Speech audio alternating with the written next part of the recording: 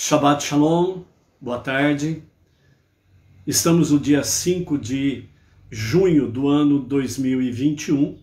Pelo calendário judaico, nós estamos no dia 25 de Sivan do ano 5781. Hoje é o último Shabbat para o início do próximo mês, ou seja,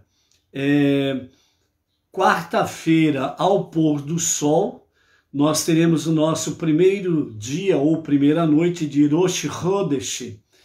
E na quinta-feira, ao pôr do sol, nós estaremos adentrando no primeiro dia do novo mês de Tammuz. E durante os próximos dias estaremos aí comentando algumas coisas referente ao novo mês que vamos iniciar literalmente na quinta-feira ao pôr do sol, o primeiro dia do mês de Tammuz. Então, hoje nós estamos a 260 dias do ano 5781, a contar da criação, e nós estamos aí então com a gota de sabedoria do nosso Rebbe Menachem Mendel, o tzadik da nossa geração, de número 260. E vamos ver o que o Rebbe tem para nós hoje neste Shabbat. Ou seja, nós estamos dentro daquele grupo de estudos de gota de sabedoria, melhor dizendo, do nosso Rebbe Menachem Mendel, o tzadik, o líder da nossa geração, com o título Entre Mulher e o Homem, entre a mulher e o homem. Então vamos ver o que o Rebbe nos fala hoje? Então vamos lá. Você escreve que você e seu esposo sempre parecem discordar em todas as questões, mas esse é nosso modo natural de ser, como fomos criados, Assim como os dedos das mãos não têm nenhum igual, assim as pessoas também o são. Então, aqui o Rebbe ele está respondendo uma questão de uma mulher que estava questionando ele sobre essa questão de ela e o marido sempre estão discordando disso e daquilo.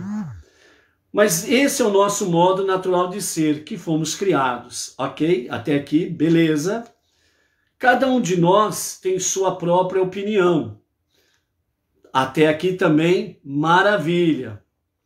Agora, não há nada de errado em discordar um do outro, dos seus pontos de vista. Ok, até aqui, tudo entendido.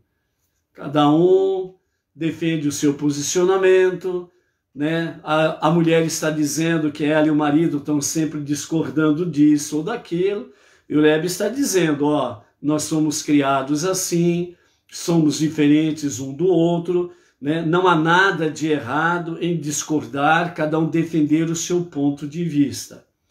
Agora vem a conclusão do conselho. Então o Rebbe diz assim: agora que vocês discordaram de tudo, cada um deu a sua opinião, cada um defendeu o seu ponto de vista.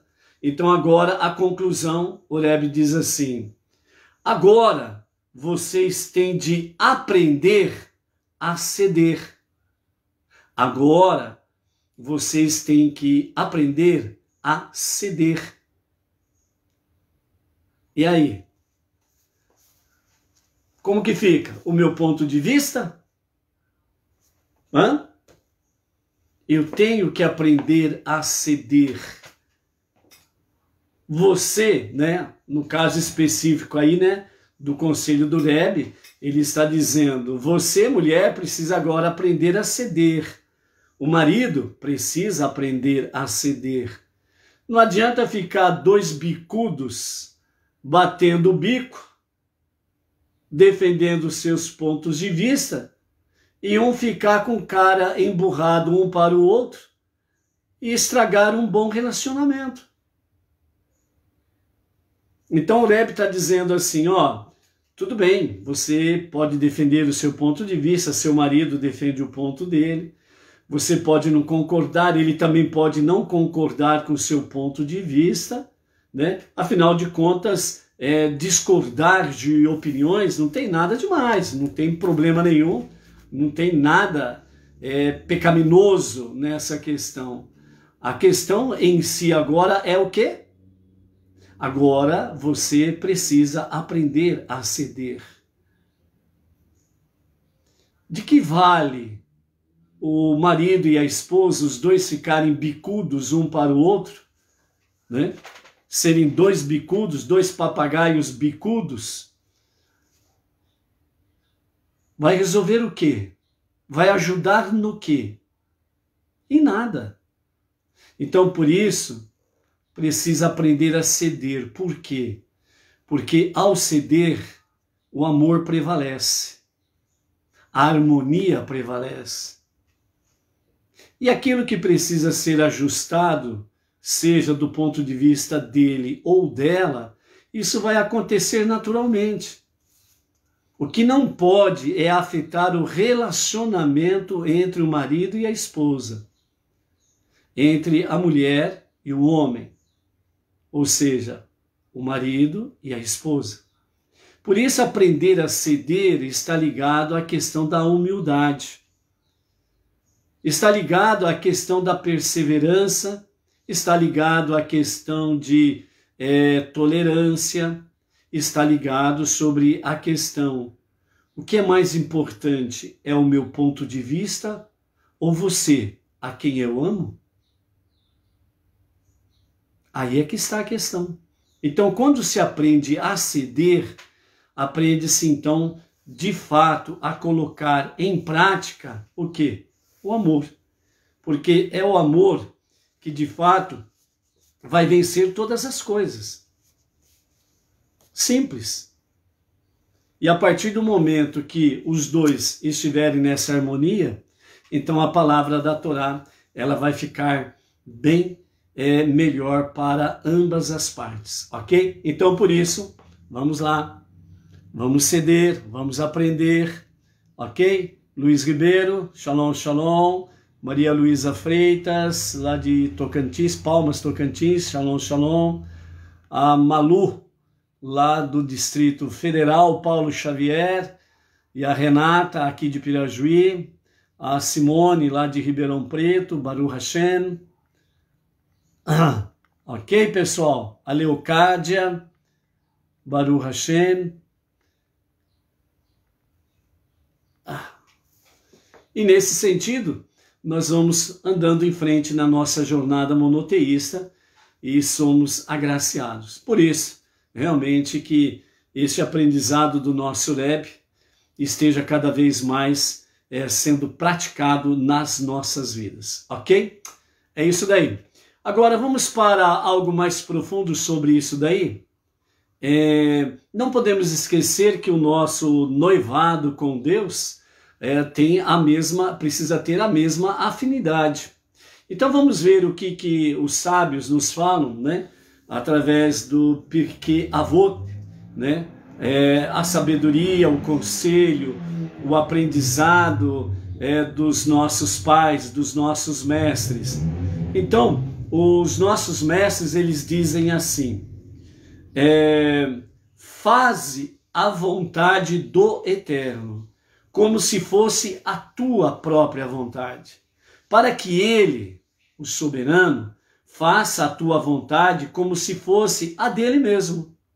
Suprime a tua vontade ante a vontade dele, para que ele, o soberano, suprima a vontade dos outros ante a tua. Isso daqui significa ceder, aprende a ceder. É a mesma coisa com a questão do marido e da esposa. Não adianta você ficar com o seu ponto de vista questionando e, entre aspas, né, discutindo com Deus. Então aqui o conselho dos nossos pais, dos nossos mestres, dos nossos sábios, eles dizem da seguinte forma: faze a vontade do Eterno, como se fosse a tua vontade. Então, quando você vai obedecer o mandamento, significa você fazer a vontade de Deus como sendo a sua própria vontade. Ou seja, o que eu estou fazendo, eu sei que é da vontade de Deus, mas faz parte da minha vontade também.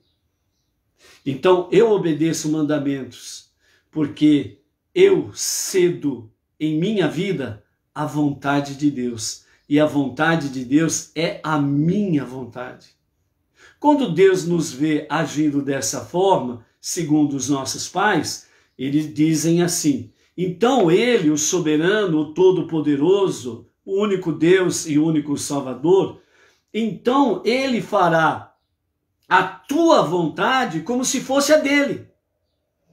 Por isso que o salmista diz que Deus satisfará a vontade do teu coração, os desejos do teu coração, a prece do teu coração. Porque quando você faz a vontade de Deus como sendo a sua própria vontade, então Deus, ele vai fazer a tua vontade como se fosse a dele. Isto é conexão, unidade com Deus. Continuando, né? Os nossos pais dizem assim: suprime a tua vontade, quer dizer, simplesmente anule a tua vontade diante dele, diante de Deus, para que seja estabelecida simplesmente a vontade dele.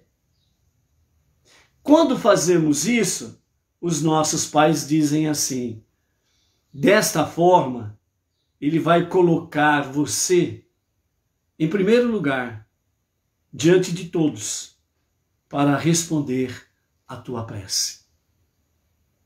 Entendeu?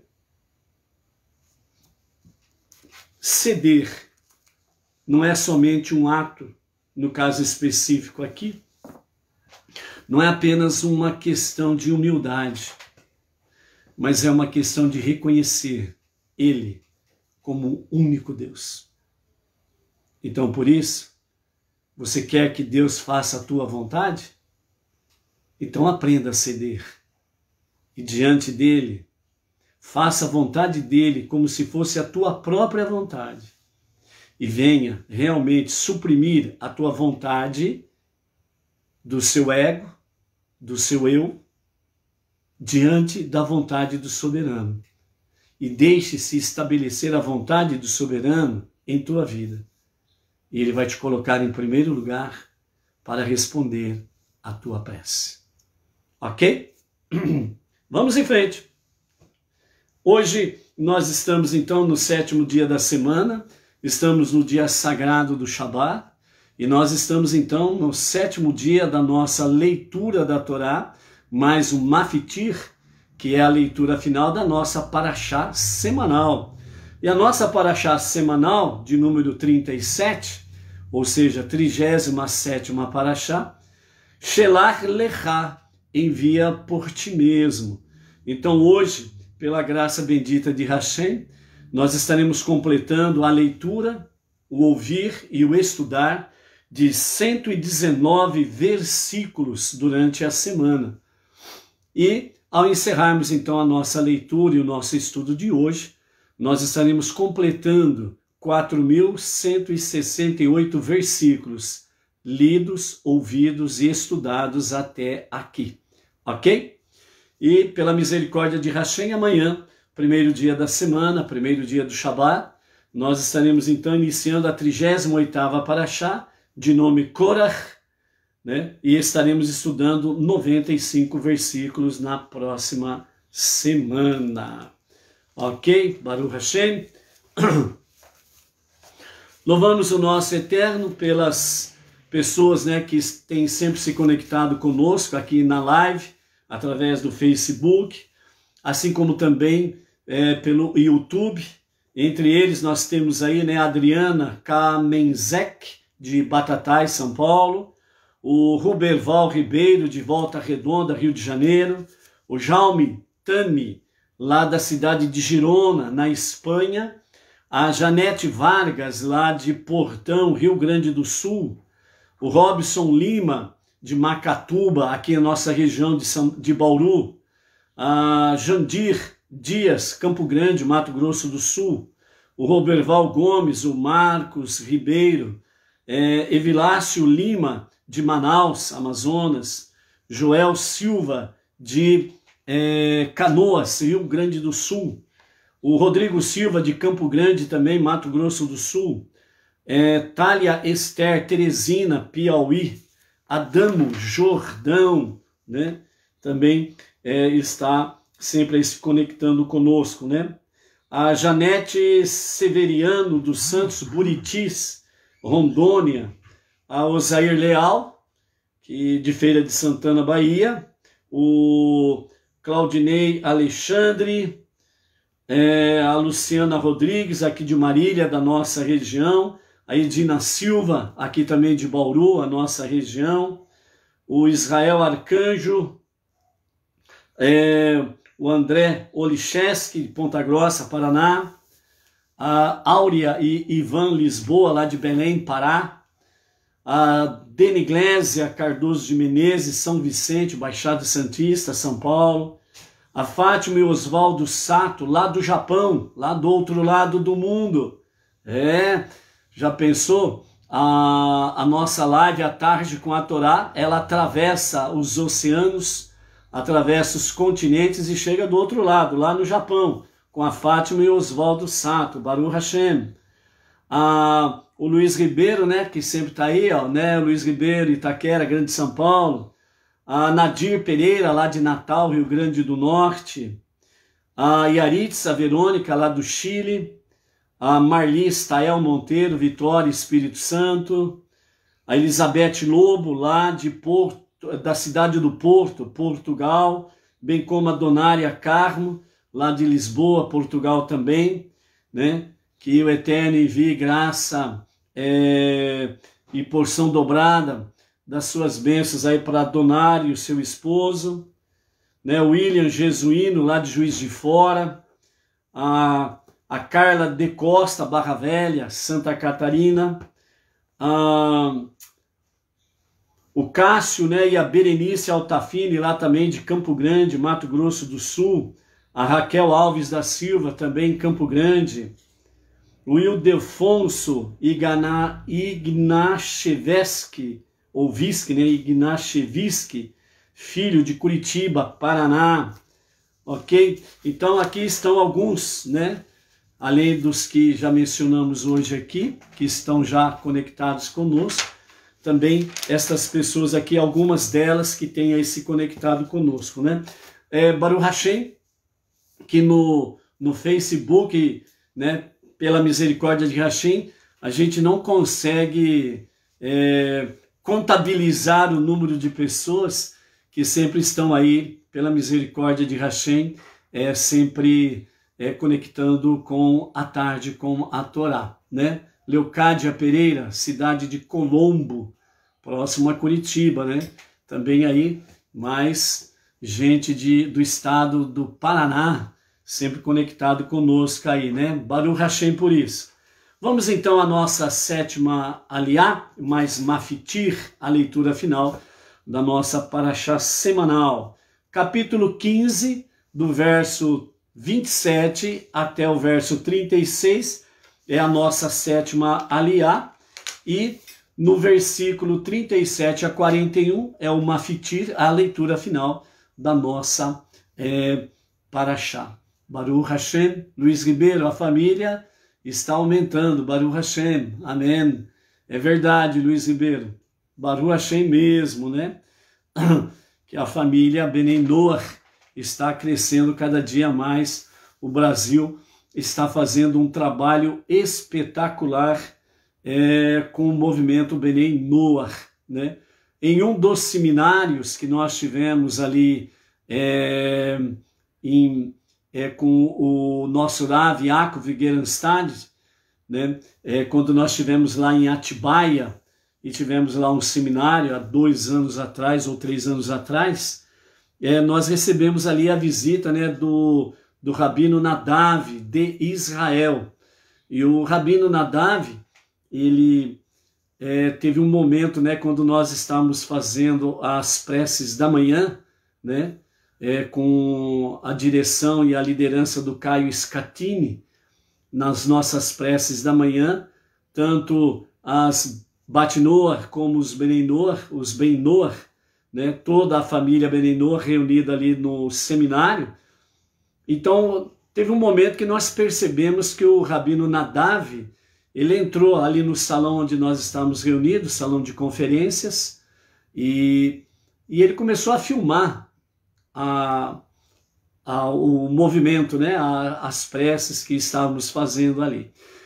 Ele chegou e logo em seguida chegou o Rav Yaakov, e depois de alguns minutos de gravação, o Rabino Nadav, ele se retirou do salão, e depois quando o Rav Yaakov e o Rabino Nadav vieram, né, para a conferência da parte da manhã, então o Rabino Yaakov, ele estava dizendo desse acontecimento, que quando ele estava, né, antes de chegar ao salão, ele percebeu, escutou aquele vozeirão, e ele perguntou ao Rav Yaakov, né, o que era isso, né? E ele falou assim, são os Benenor que estão fazendo as preces da manhã. Aí ele foi correndo, aí ele entrou aqui no salão, começou a filmar, e depois de alguns minutos ele se retirou, porque ele pegou a gravação que estava fazendo de vocês fazendo as preces da manhã, e ele enviou para vários grupos de rabinos, tanto nos Estados Unidos como na Europa e em Israel. E ali ele mandou o áudio, né, das nossas preces, bem como também ele disse que a observação que o Rav Nadav fez foi que ele não tinha visto algo semelhante àquilo em lugar nenhum do mundo. Pessoas não judias fazendo as preces da manhã de uma forma tão fervorosa, né? E numa voz só, um som muito agradável, né?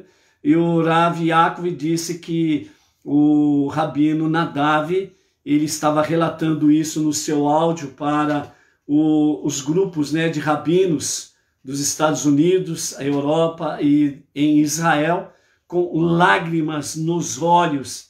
Ele ficou muito emocionado de ver realmente como que os não-judeus, os Benenor, estão realmente se dedicando à unidade, à unicidade de Hashem, com muito amor, com muita entrega, com muita dedicação, né? Então esse foi um testemunho maravilhoso que nós pudemos presenciar ali em Atibaia, nesse seminário, e realmente foi algo muito importante principalmente para os que estavam ali, né?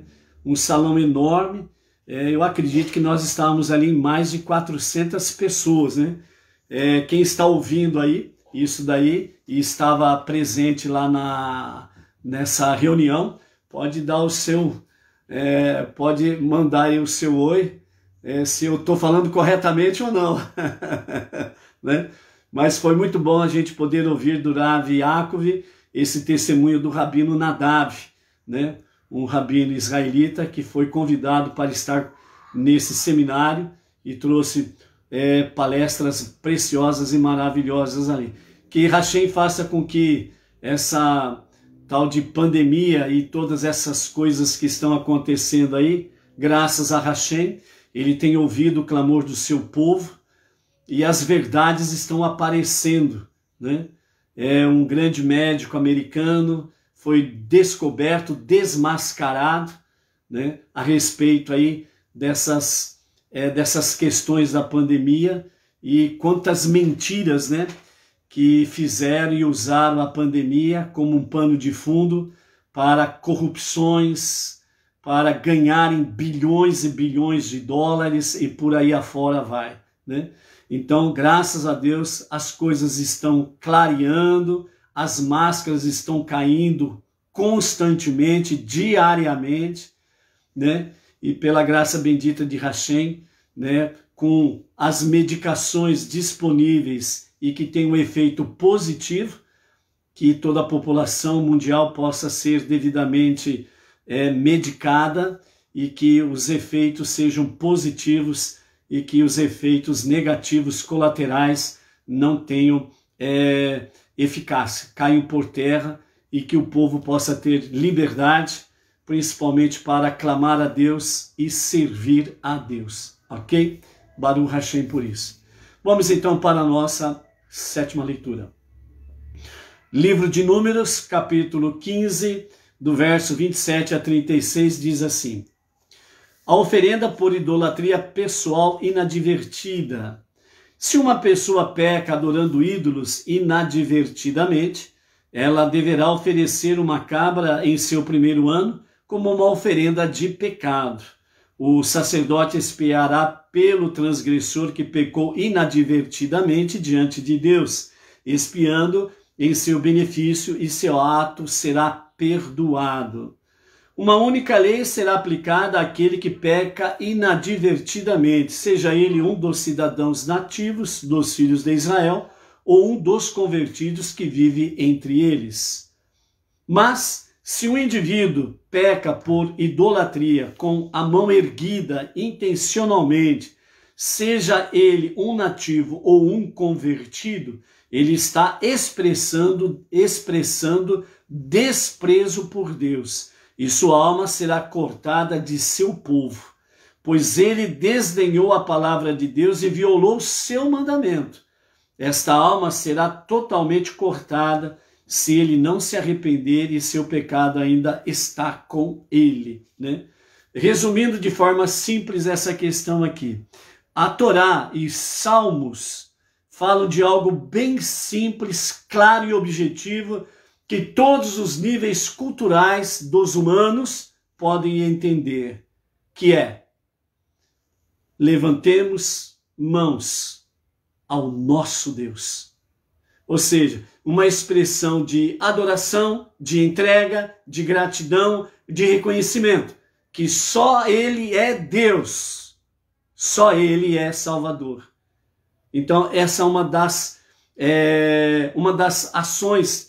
Quando levantamos as mãos, esses são alguns dos significados que nós fazemos para com o nosso Deus. Quando nós temos aqui nesta passagem, quando as pessoas levantam as suas mãos para adorar ídolos, eles estão negando o verdadeiro Deus. E por isso diz que aqueles dentre o povo de Israel, seja o nativo, seja o convertido, que levanta as suas mãos para adorar ídolos, será cortado do meio do povo. Ponto. Continuando. Versículo 32. A primeira profanação do Shabat. Quando os filhos de Israel estavam no deserto, no segundo Shabat que eles observavam, eles encontraram um homem recolhendo gravetos no dia de Shabat. Aqueles que o encontraram recolhendo gravetos o avisaram que ele não devia fazer isso. E quando ele insistiu em continuar, eles o levaram diante de Moshe e Arão e diante da congregação inteira. Eles o colocaram sob custódia, visto que não havia sido especificado qual tipo de pena de morte deveria ser aplicado a ele. Deus disse a Moshe: o homem deve ser morto. A congregação inteira deverá apedrejá-lo fora do acampamento. Assim toda a congregação o levou para fora do acampamento e o abateu até a morte com pedras, como Deus ordenou a Moshe. Dentro dessa questão aqui, né, os nossos sábios, eles trazem para nós a seguinte questão deste homem que foi pego apanhando gravetos, porque era proibido fazer isso no Shabat. Vejam bem que aqui, dentro da leitura da Torá escrita, né, capítulo 15, verso 32, quando os filhos de Israel estavam no deserto, eles encontraram um homem recolhendo gravetos no dia de Shabat.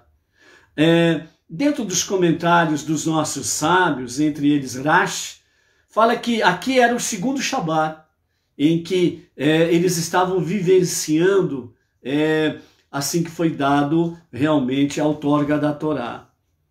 O primeiro Shabat, né, os sábios comentam que as coisas transcorreram de forma perfeita, maravilhosa. Mas no segundo Shabat, encontraram esse homem recolhendo esses gravetos. Então os nossos pais nos falam através do Talmud, da Mishnah, eles falam a seguinte questão, que esse homem que foi encontrado, ele era um tzadik, ele era, e o nome dele seria Tselofihad, era um varão justo, ele era considerado um tzadik. Então a pergunta é, por que então que ele fez tal coisa, se ele era um tzadik? Né? Então ele não poderia estar ali recolhendo gravetos, violando o Shabat. Mas aí os nossos sábios, né, eles nos trazem explicações através do Talmud, da Mishnah, dizendo o seguinte, ele cometeu esse pecado com uma intenção positiva. Ele fez de forma deliberada, ele sabia o que estava fazendo, mas ele fez com uma intenção positiva. Qual era a intenção positiva? Segundo os nossos sábios, ele fala que Tselofihad, este varão, esse tzadik, ele estava analisando a situação do povo. O povo acabou de sair do pecado de Miriam, entraram no pecado dos 10 espias, os 10 espiões morreram imediatamente após a sentença de Hashem e mandou o povo voltar para o deserto. Então os sábios dizem que Tselofihad, um tzadik, ele analisou a situação e ele pensou da seguinte forma, os homens dessa geração, eles ouviram que Deus disse a eles, vocês morrerão aqui no deserto. Os seus corpos cairão aqui no deserto. Diante disso, ele pensou que, como as mitzvot foram otorgadas principalmente para serem cumpridas em Israel, e não chegaremos lá, não precisamos levá-la tão a sério. Então o pensamento dele foi que esses varões, né, aqueles 600 mil de 20 a 60 anos, que não entrariam na terra prometida, os seus corpos cairiam no deserto, porque eles murmuraram, eles blasfemaram contra a terra prometida, a terra que mana leite e mel, portanto uma terra extremamente boa, como disse a Yehoshua e Caleb. A terra é extremamente boa. Mas eles murmuraram e disseram, quem dera se morrêssemos no deserto. E Deus respondeu, o que vocês falaram aos meus ouvidos será aplicado. Vocês morrerão no deserto. Então, esse personagem, Tselofihad, ele analisando a situação, então ele viu a seguinte questão. Poderia acontecer que esses 600 mil homens, eles poderiam analisar que, como vão morrer no deserto, então os mandamentos a gente não precisa levar a sério. Nós não vamos entrar na terra prometida. E o mandamento, né, de forma geral, é para ser aplicado na terra prometida e não fora da terra prometida. Então nós não precisamos levar a sério isso, né? E no caso específico, nós vamos guardar o Shabat? Não. É para guardar lá na terra prometida. Então não vamos levar a sério isso. Então quando ele analisou essa questão que poderia acontecer, né, essa situação, e aí as coisas seriam bem piores, então Tselofihad, segundo os nossos sábios, os nossos pais, Pirkei Avot, trazendo para nós uma palavra bem viva nesse sentido, então ele decidiu sacrificar a sua própria vida para mostrar a eles e ao povo em geral o quanto é importante realmente o mandamento divino e quão terrível é o castigo. Então, quando encontraram ele apanhando a lenha, então ele estava realmente violando o Shabat. E aí Moshe consulta a Deus e Deus fala qual é o castigo para essa profanação, né? E ele é retirado fora do acampamento e dessa forma então aquela alma é apartada do povo de Israel, do meio de Israel. Nesse sentido, ficou bem claro para todos que o mandamento de Hashem é sim para ser levado a sério. Não é algo que se brinca e muito menos para fazer qualquer tipo de piadas. O mandamento é sério, a bênção é maravilhosa e o castigo é terrível. Então essa mensagem que esse tzadik deixou de forma bem clara nesse sentido aí. E o povo realmente teve o temor e honrou de forma patente cada mandamento de Hashem. Ok? Ou seja, trazendo isso para nós, nos dias atuais, para nós, não judeus, Benei Noach, o exemplo que fica aqui para nós é que não é porque nós somos Benei Noach e para nós está determinado pela Torá, e os sábios vêm confirmando isto através dos milênios, que enquanto para os judeus especificamente há 613 mandamentos, e para os não-judeus que estão entre as nações, 7 leis universais, mais aquilo que é pertinente dentro do estudo da Torá. A lição que fica para nós é que não é porque nós temos 7 mandamentos universais que significa que nós não precisamos levar a sério. Que nós podemos fazer de qualquer jeito, de qualquer forma. Que nós podemos, entre aspas, brincarmos com as 7 leis universais. Hoje eu faço, amanhã eu não faço. Não. É para ser levado a sério. Não esquecendo que os sábios, entre eles principalmente Maimônides, ele fala de forma bem clara, um não-judeu que abraça a fé monoteísta e se dedica ao estudo da Torá, que estão implícitas as 7 leis universais, ele é comparado ao Kohen Gadol. Se os sábios trazem para nós esse entendimento, vejamos então quão sério Deus leva todo não-judeu que abraça realmente a verdadeira fé monoteísta com fundamento judaico. Então, não podemos brincar com os mandamentos. Precisamos levar a sério e precisamos, de fato, estarmos aí cada dia aprimorando a nossa obediência às 7 leis universais, ok?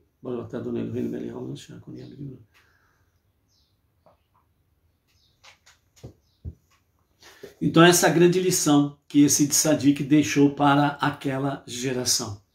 Continuando então, né? Agora vamos para o Mafitir, a leitura final da Parashá, continuando no capítulo 15, versos 37 a 41. Aqui nós temos sobre a questão da mitzvah do tzitzit. Deus falou a Moshe dizendo, fale aos filhos de Israel e lhes diga, eles devem fazer tzitzit, que significa franjas, para si nos 4 cantos de suas vestes, por todas as suas gerações. Eles colocarão um fio de lã turquesa nos tzitzit em cada canto, e esse será seu tzitzit. Quando vocês ouvirem, vocês se lembrarão de todos os mandamentos de Deus para realizá-los, e vocês não seguirão os espiões, a má inclinação. Seus corações e seus olhos se desencaminham vocês. Assim vocês lembrar-se-ão e cumprirão todos os meus mandamentos, e vocês serão sagrados para o seu Deus. Eu sou Deus, seu Deus, que tirei vocês da terra do Egito para ser Deus. Eu sou Deus, seu Deus. E aqui nós encerramos então a nossa 7ª leitura, mais a leitura final Mafitir, bem como também nós concluímos aqui a nossa Parashá semanal Shelach Lecha, ok? Vamos ver algumas coisas aqui, né, sobre a questão do tzitzit.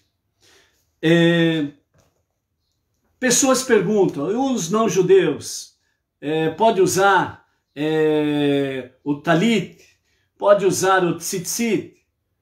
Então o Rabino Yaakov Wittgenstein, ele já deu a instrução e já respondeu o questionamento. Não, porque é uma ordenança específica para os judeus.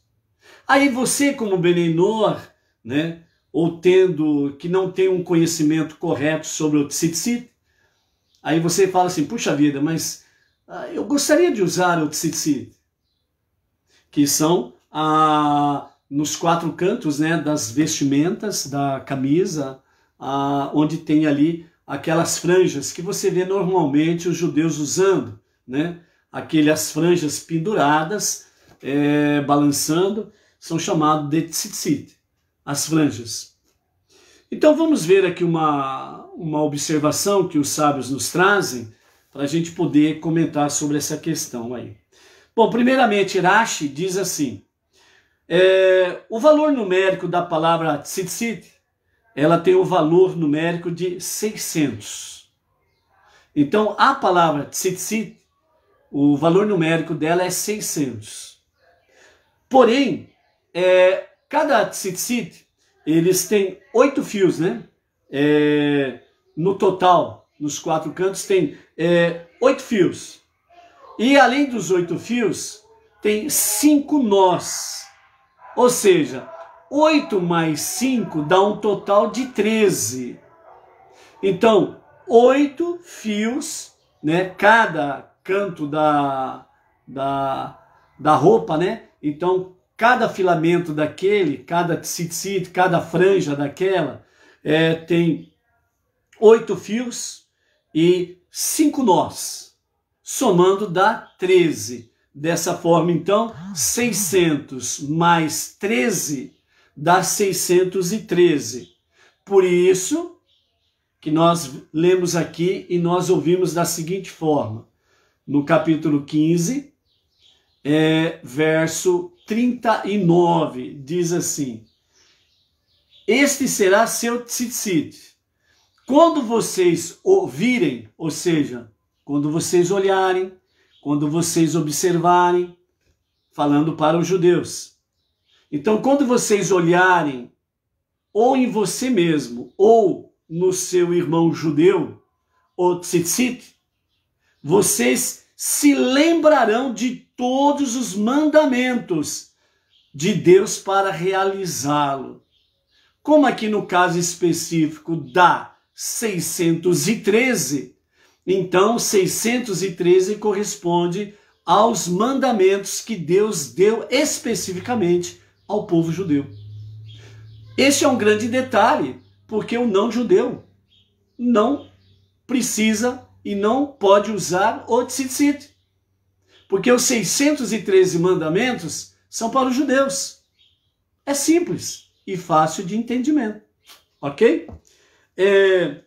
Uma observação que se faz aqui é que os fios de turquesa no tzitzit, onde nós vimos lá, e eles colocarão um fio de lã turquesa nas franjas, no tzitzit. Esse fio turquesa, ele exatamente faz uma alusão a abandonar o mal. Então, quando era colocado esse fio azul de lã turquesa, né, o significado principal é nesse sentido. Abandonar o mal, abandonar aquilo que é negativo, certo? E servir a Deus por temor. Então, esse é o grande ensinamento do fio azul, o fio de lã turquesa, ok? Os fios brancos aludem a fazer o bem, ou seja, os fios brancos, ele traz a mensagem de fazer aquilo que é bom, de praticar o bem. Isso significa fazer aquilo que é positivo. E servir a Deus por amor. Então, os fios brancos, eles trazem essas duas mensagens. Fazer o bem, aquilo que é bom, positivo, e fazer um serviço a Deus por amor. Nos dias de hoje, o corante turquesa, que é o Tehelet, não está disponível para nós, e por isso os 8 fios são brancos, né? Então, esse terrelit, né, que fala que era um peixe, que ele dava uma coloração azulada, né? E então era feito essa coloração no fio de lã turquesa. Como não tem mais esse animal, então não tem como fazer o azul de lã turquesa. E os 8 fios terminam sendo totalmente brancos. Isso nos ensina que hoje em dia nossa ênfase em servir a Deus deve se basear naquilo que trazem as mensagens do Tzitzit, tanto da lã turquesa como sobre a questão principal do branco. A lã turquesa, né, já aprendemos aí que fala sobre aquela questão negativa, é abandonar o mal. Pronto, pá. Não temos a lã turquesa, mas temos os 8 fios brancos. Então, a mensagem dos fios brancos aqui, que nós vimos, é fazer o bem, aquilo que é positivo, e servir a Deus por amor.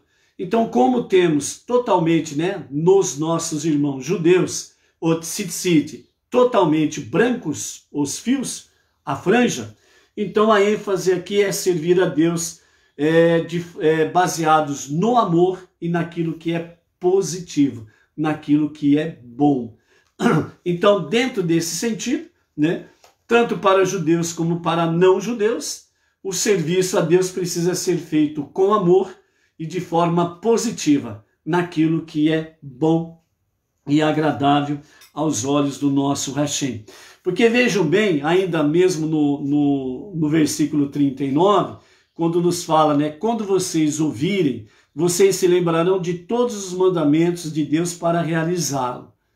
E vocês não seguirão os espiões, quer dizer, a má inclinação para a rebelião. Vocês não seguirão seus corações e os seus olhos. Porque a própria palavra fala que o coração é algo enganoso.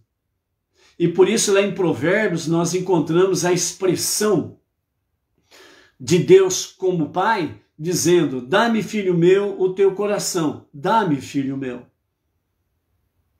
No sentido de que Deus esteja presente de fato em nossos corações, para que Ele esteja regendo os nossos corações. E então não haverá espaço para aquilo que é negativo, para emoções negativas, dentre elas os ciúmes, a inveja, a maledicência e por aí afora vai, ok? E os desejos desenfreados da carne. Assim como também não seguirão os seus corações, os seus olhos, que desencaminham vocês. Então é a famosa concupiscência dos olhos, a concupiscência do coração. Ou seja, os desejos desenfreados dos olhos e os desejos desenfreados do coração. Então vocês verão o tzitzit e se lembrarão de todos os meus mandamentos para o cumprir, diz Hashem. Então, os 613 mandamentos específico para os judeus e as 7 leis universais específico para os não-judeus. Não podemos esquecer que, como nós temos uma liderança rabínica, e essa liderança rabínica que usa tzitzit, então nós temos essa visão constantemente, para recordar-nos que nós temos 7 mandamentos para cumprir, e que nós não podemos seguir os desejos, a má inclinação da rebelião, dos olhos e do coração. E servimos a Deus, como diz a mensagem de Irash, né? Servimos a Deus baseados no amor e naquilo que é bom, naquilo que é positivo, ok? Então, essa é a grande mensagem que nós temos aí, desse jeito, né?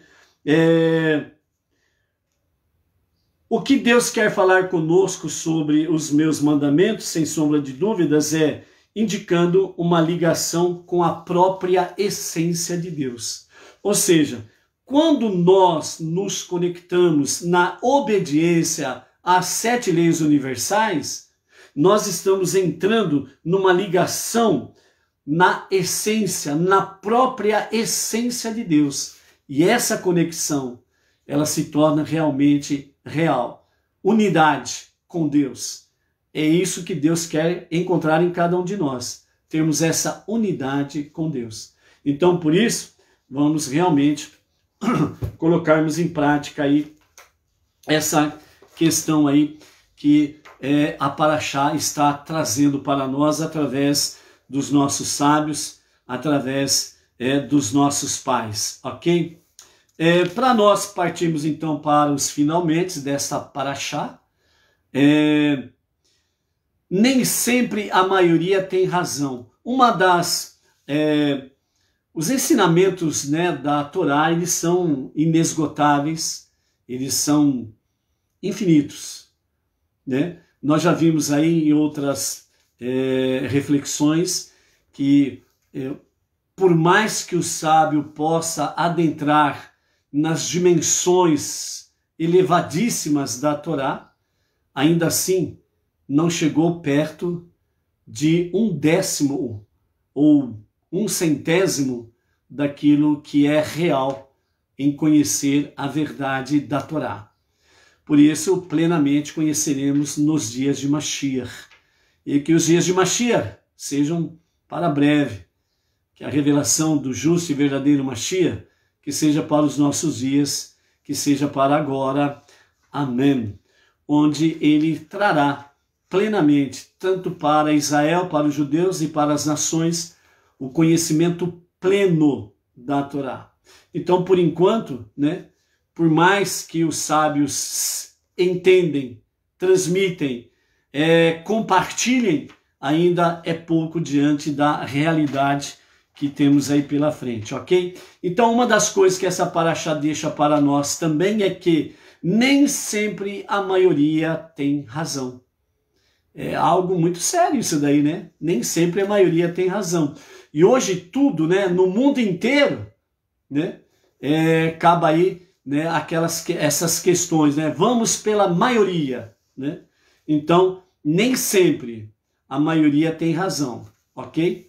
Então, nós vimos aí, sem sombra de dúvidas, que os Meraglim, ou seja, os espiões enviados à Terra Prometida, dos 12, 10, portanto, maioria, neste caso, veio e deu um relatório negativo e blasfemaram contra a terra. Apenas Yehoshua e Caleb que defenderam a terra, dizendo: a terra é extremamente boa. E se o Senhor, né, se Deus se alegra conosco, ele fará com que venhamos possuir a terra prometida. Então, dessa forma aí, né, nós temos aí Caleb e Yehoshua defendendo, né, a terra prometida, só recordando, né, que Caleb ele era casado com Miriam, a irmã de Moshe e Arão, ok? E então concluíram que a terra de Israel tinha todas as condições para acolher o povo de Israel, definindo-a como Tová Haaretz Meod Meod. Ou seja, é boa a terra, muito, muito. Então, realmente, Caleb e Yehoshua trouxeram essa palavra, né? A terra é extremamente boa, ou seja, a terra é boa a terra, muito, muito, né? Meod, meod. E ainda acrescentaram, né? Vahashem itanu al tiraum. Ou seja, o Todo-Poderoso está conosco, não os temam. Então essa foi a palavra de Josué e Caleb para o povo, não darem ouvidos ao que os 10 espias estavam falando. Ou seja, Deus está conosco, nós não precisamos ter medo dos gigantes que estão lá do outro lado. Mas a reação do povo foi negativa, né? Chegando próximo de querer apedrejar o próprio Caleb e Josué, né? Então, pensou toda a congregação em apedrejá-los. Que mal fizeram eles ao expor as suas opiniões? Por que o povo acreditou cegamente nos outros 10 e não nesses 2? O mais surpreendente é que sequer uma minoria do povo teve dúvida de que esses dois espiões estivessem com a razão e que os fatos relatados por eles fossem verdadeiros. Deste episódio aprendemos uma grande lição. Nem sempre a maioria está com a razão. O povo em sua totalidade foi incitado pelos 10 meraglim, pelos 10 espiões. E apesar de todo o perigo a que estavam expostos, Yehoshua e Caleb permaneceram firmes em seu ponto de vista. Eles acreditavam piamente na verdade, que tinham certeza de que Emet, Meeretz, Titzmar, ou seja, a verdade tende a prevalecer. Yehoshua e Caleb mantiveram sua opinião, embora por um certo período de tempo a impressão era de que a razão estava com a maioria. Então, a princípio, parecia que a maioria tinha razão, os 10 espiões. E Yehoshua e Caleb mantiveram firme a sua posição. A terra é extremamente boa. É boa a terra, muito, muito. Ou seja, extremamente boa. Não arredaram o pé. Eles tiveram a certeza que eles estavam na verdade. Emet. Eles estavam na verdade. E eles não abriram mão disso, mesmo correndo o perigo de serem mortos pelos rebeldes. Então, entre outras coisas aqui, amados, nós vemos aqui que quando nós estamos firmados na verdade, nós não podemos abrir mão dela. Custe o que custar. Porque, como diz aqui os nossos sábios, a verdade, ela sempre prevalece e sempre prevalecerá. Assim como o bem sempre vence o mal e sempre vencerá o mal. Mesmo que no momento possamos sofrer reveses, seja eles quais forem. Podemos até sofrer reveses, mas não podemos arredar o pé da verdade e permanecermos nela. E é o que está acontecendo, traçando um paralelo aqui, é o que está acontecendo com essa questão da pandemia, que está assolando o mundo inteiro. O bichinho lá é real? Sim, é real. A doença é real? Sim, é real. As mortes são reais? Depende. Agora tem que analisar. Tem que analisar essa questão aí. Porque faz 1 ano e meio, vamos assim dizer, né? Ninguém mais morre de AIDS, de câncer, de tuberculose, ninguém mais morre de infarto, ninguém mais morre de problemas respiratórios, etc, etc, etc. Agora todo mundo morre só por causa de uma doença. Aí não. Então aí precisa analisar. Mas, a princípio, a maioria trouxe um falso relato. Trouxe medo e pavor às pessoas, às nações, ao mundo. E aí, o que aconteceu? Veio o famoso, aquela famosa ordem, né? Fica em casa. Aí quando você tiver problema respiratório, de falta de ar, aí você procura o pronto-socorro. Só faltou dizer assim, ó, quando fica em casa, quando você tiver problema respiratório, falta de ar, aí você procura o pronto-socorro. Só faltou eles acrescentarem, né? E aproveita, avisa a funerária, para ir já no teu encalço. Mas aí ficava muito claro, né, que eles estariam mentindo e que o conselho não era o correto. Entendeu? Então, trazendo um paralelo a estas lições aqui, Nem sempre a maioria tem razão. Os poucos que nesse 1 ano e meio têm se revelado contrário ao que a maioria e os poderosos têm defendido aí, né? Faltou pouco para serem apedrejados até a morte. Você conhece a história. Quando você fala alguma coisa contrária ao que essa maioria vem vindo, você é taxado de louco, negacionista e por aí afora vai.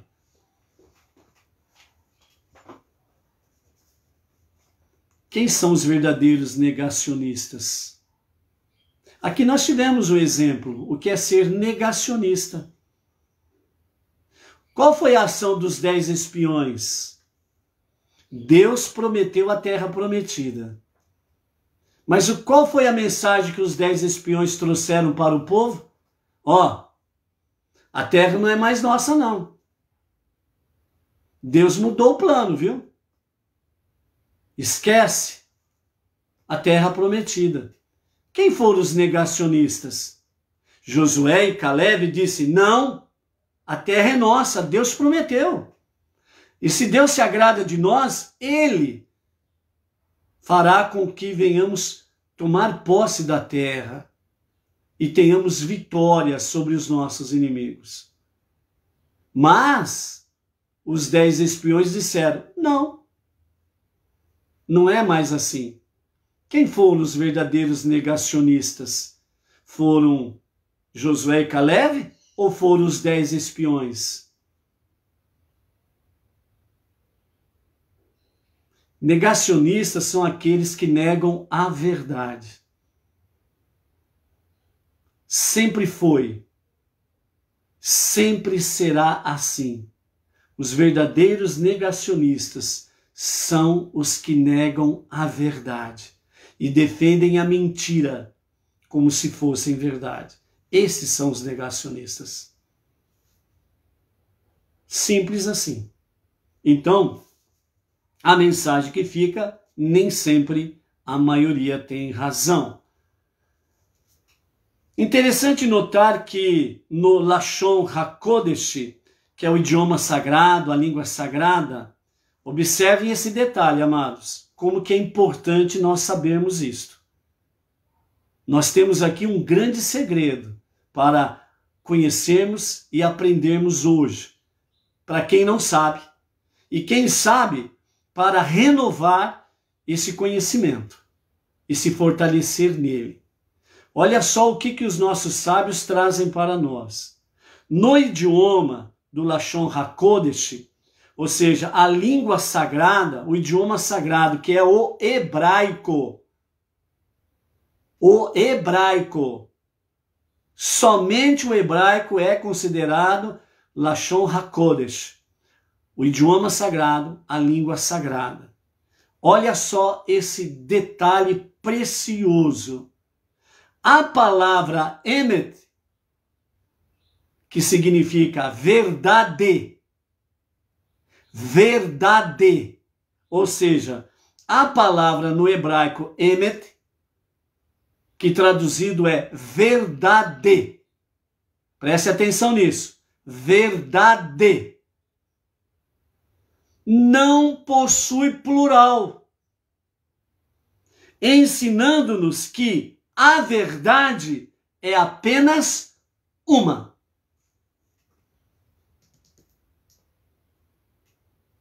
E aí? Entendeu? Digeriu? No Lashon HaKodesh, o idioma sagrado, a língua sagrada, Emet, que traduzido é verdade. No idioma sagrado, não existe o plural para Emet. Enquanto, por outro lado, agora que vem, enquanto que, por outro lado, a palavra hebraica sheker, sheker, traduzido é mentira. Mentira. ela tem plural. No plural, ela fica assim, shekarim, shekarim. Ou seja, conforme consta, Terrilim, Salmo 101, verso 7. Salmo 101, verso 7. Ele diz assim, Dover, no hebraico, Dover shekarim, lo ikon, leneged enai.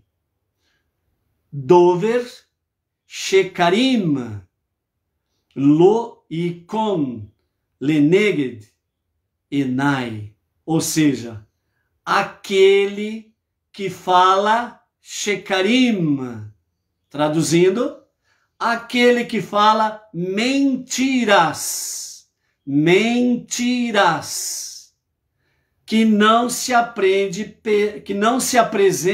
perante o Criador. Aquele que fala mentiras, não se apresente perante o Criador. Por quê? Alguém arrisca um palpite aí? Por que que o mentiroso não pode se apresentar diante do Criador? Por quê? O que você acha?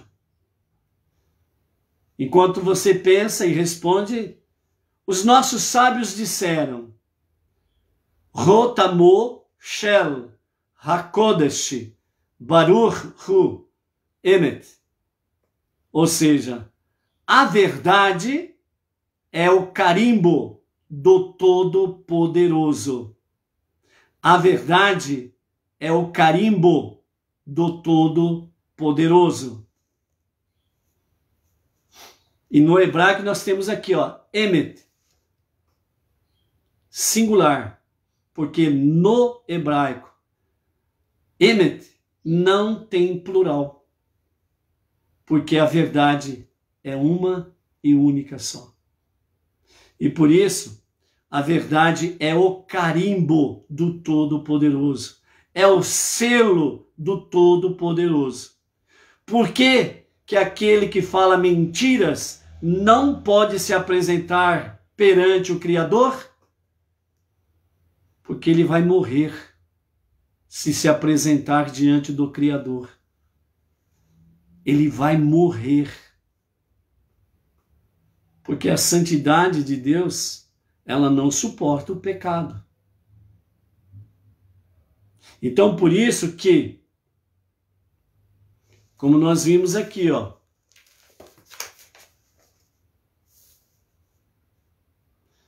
o último versículo da nossa Paraxá, capítulo 15, verso 41, né?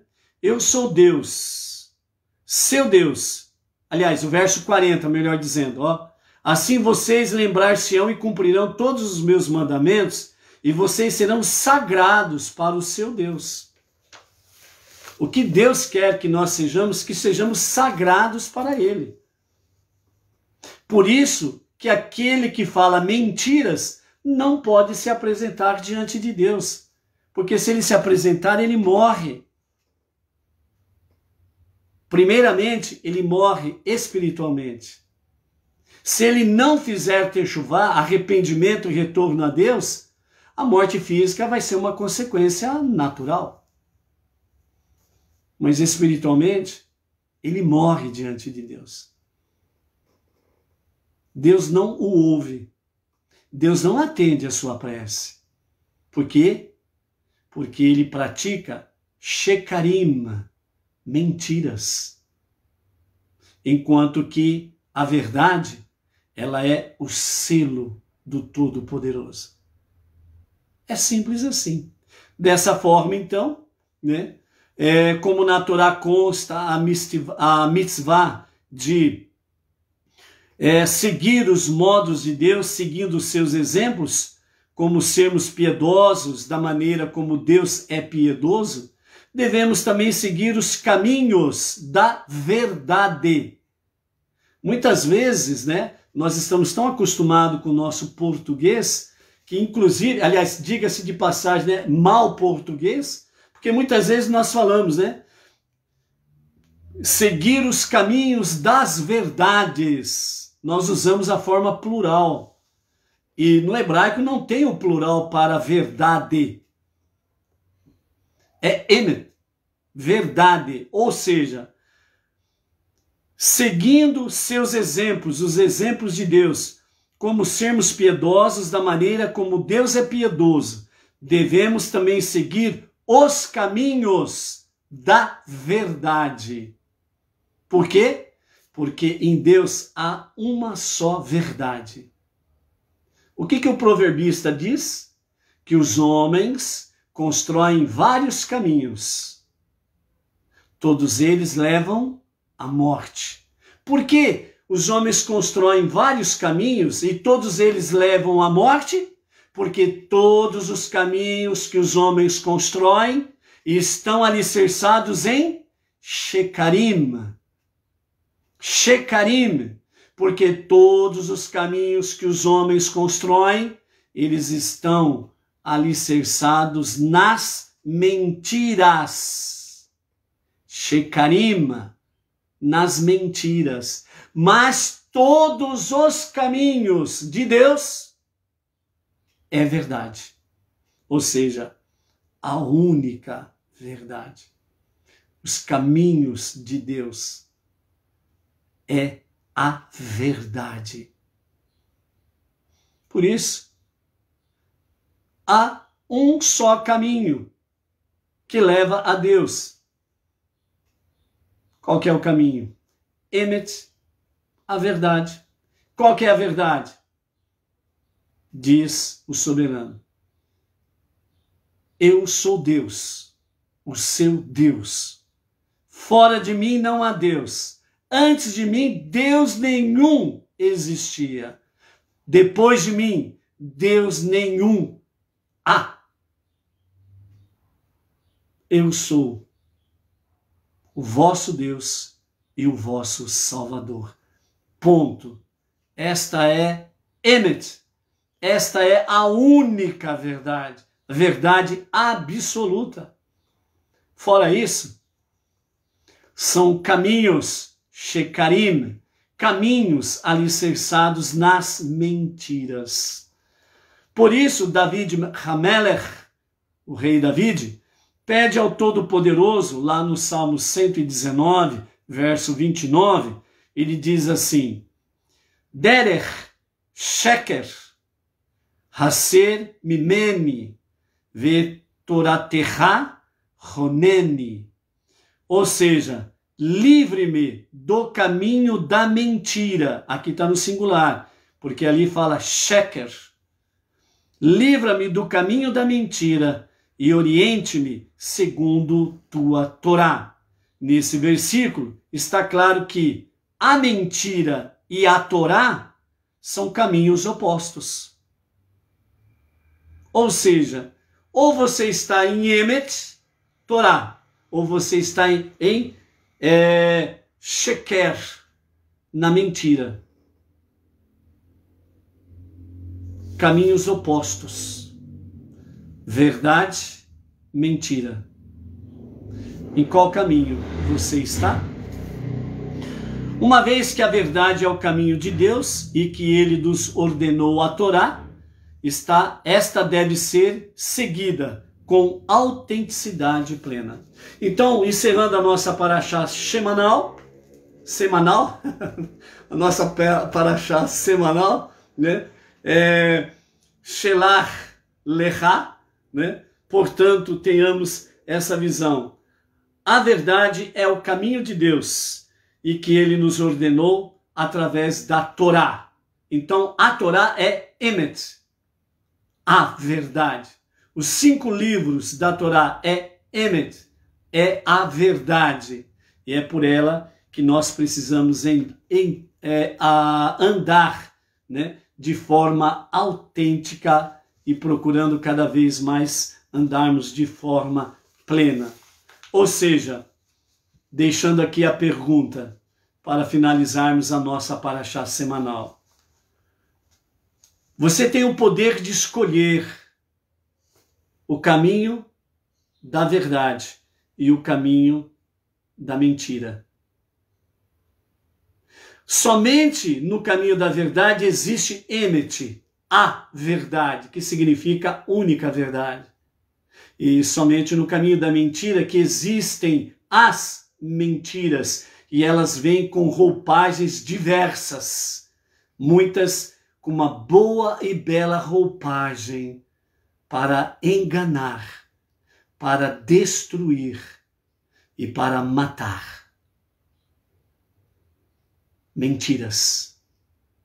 Então, a nossa paraxá semanal, que começa com a questão de enviar os espias para uma missão, e nós tivemos aí 10 espiões que decidiram por um caminho, e outros 2 espias que decidiram por outro caminho.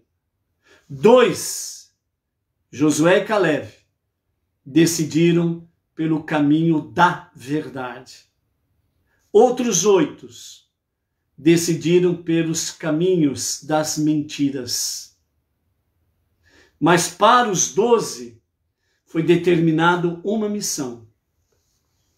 A pergunta é: qual o caminho que você escolheu ou que você escolhe para cumprir a sua missão? Qual? Um bom encerramento do Shabat, uma boa Havdalah, passagem do 7º dia para os 6 dias comuns, um bom princípio de uma nova semana, e amanhã estaremos aqui às 14 horas para a nossa à tarde com a Torá. Shabbat Shalom, Shavuot, até daqui a pouco. Qual é a sua decisão?